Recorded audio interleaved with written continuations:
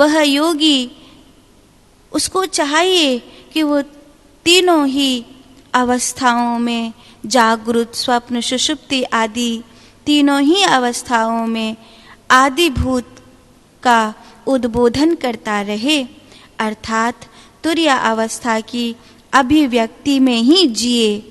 प्रबुद्ध योगी को वह अभिव्यक्ति अंतर्मुख होने पर ही होती है, परंतु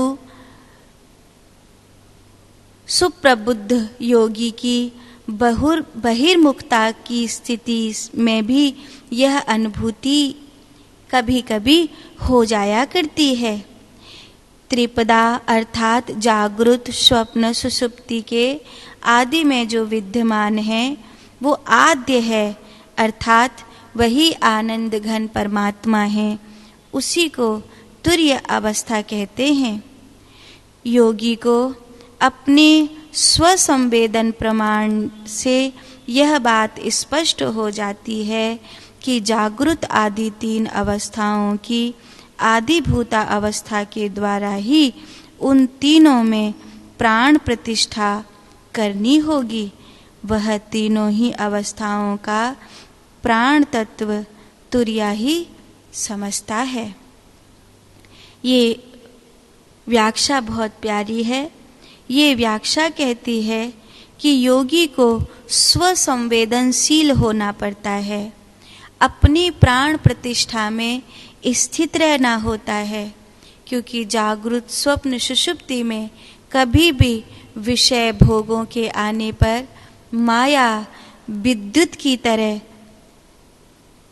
शरीर में फैल जाती है। उस समय होश थोड़ी रहता है, उस समय सारा ज्ञान धूमिल हो जाता है, उस समय पता थोड़ी रहता है कि क्या सही है और क्या सही नहीं है। जानते हम सब कुछ हैं, लेकिन सब कुछ जानने के बावजूद भी एक बार माया भूल करवा लेती है। एक बार मोहित हुआ, मैं ये भूल जाता हूँ कि ये तुर्या अवस्था से हो रहा है, मेरे प्रयास से नहीं। इसीलिए इस सूत्र में कहा गया है, बहिर्मुखता की जो स्थिति है उसमें माया का प्रभाव बलवान होता है, लेकिन अंतर्मुखता की जो स्थिति है उसमें माया का प्रवाह कमजोर होता है। आप किसी ऐसे व्यक्ति को देखिए जो धनाढ्य नहीं है पर धनाढ्य दिखना चाहता है।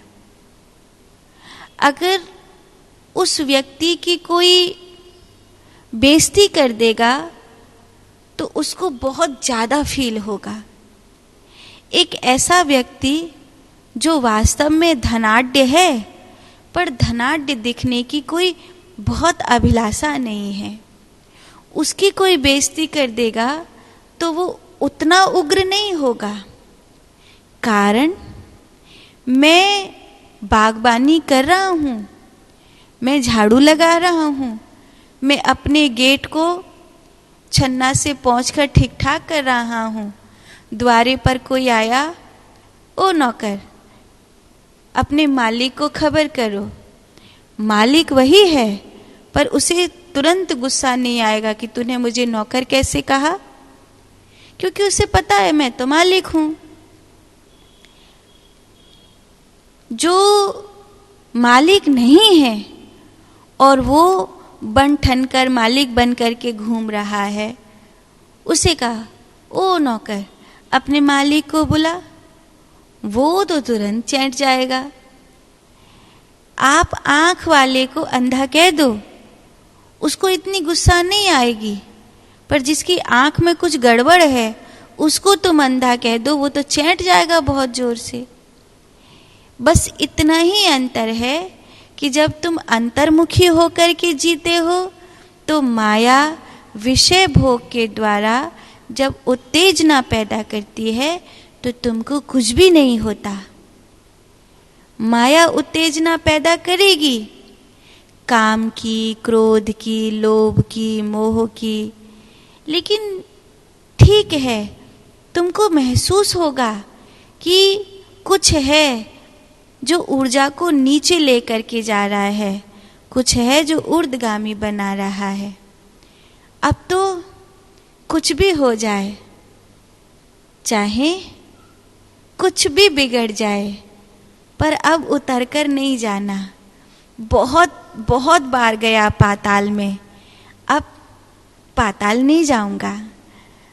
अब मेरा पाताल जाने का समय थोड़ी है, अब तो मेरा ब्रह्म पद में जाने का समय है।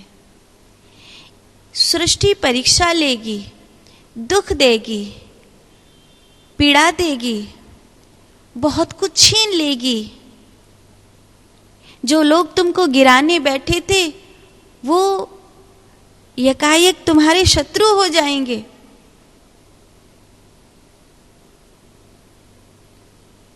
अपनों का प्रेम बरसना बंद हो जाएगा। देखते देखते तुम्हारे प्रेमास्पद तुम्हें पराया कर देंगे। पर दुनिया में कोई भी कीमत चुकानी पड़े, पर अगर दुनिया की कोई भी कीमत चुकाने पर वो मिलता है, तो दुनिया में जो भी हमने उसके बदले में चुकाया है वो बहुत थोड़ा है, वो बहुत थोड़ा है। बहिर्मुखता को माया घेर लेती है। जैसे ही उत्तेजना उत्पन्न हुई, मनुष्य अपराध करता है। आप देख लो, अगर किसी जेल में जाकर के कैदियों से मिलोगे तो आपको उनकी आंखों में कईयों के ये पीड़ा दिखाई देगी कि न जाने कौन सी मति मारी गई थी हमारी जो हम ये कर बैठे। कई प्रोफेशनल हो गए होंगे, वो ये नहीं सोचेंगे कि गलत क्या हुआ, वो ये सोचेंगे बाय मिस्टेक पकड़ा कैसे गया, गलती कहाँ हुई थी कि पकड़ा गया।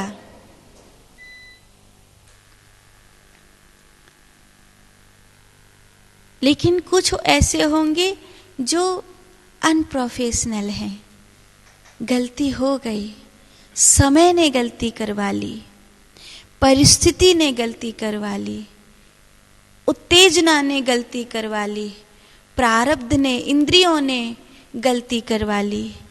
ऐसा क्या कर बैठे जो आज कहाँ से कहाँ पहुंच गए। बहुत रोएंगे, बहुत पिलखेंगे।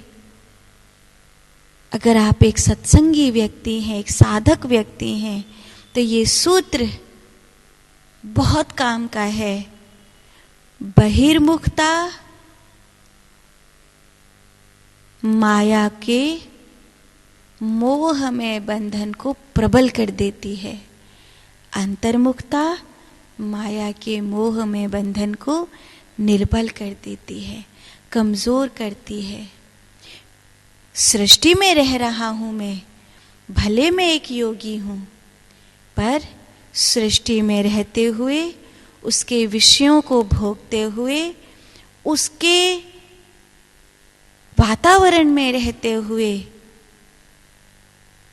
कभी भी मेरी चेतना पर अंधेरा हावी हो सकता है, कभी भी। इसीलिए